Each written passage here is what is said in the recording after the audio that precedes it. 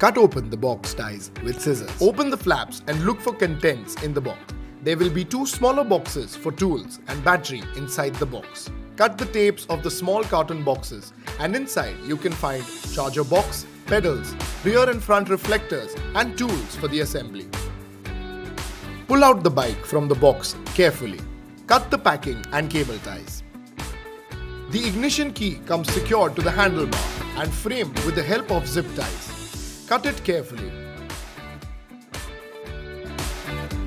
Turn the stem bracket towards you by loosening the screw at the neck. Then loosen the screws on the stem cap and remove it.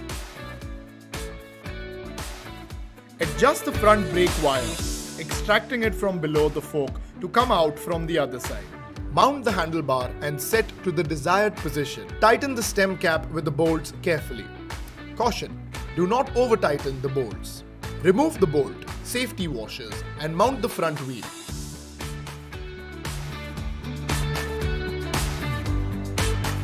Make sure the axle bolt is aligned and brake disc is inserted in between the brake pads as shown in the video.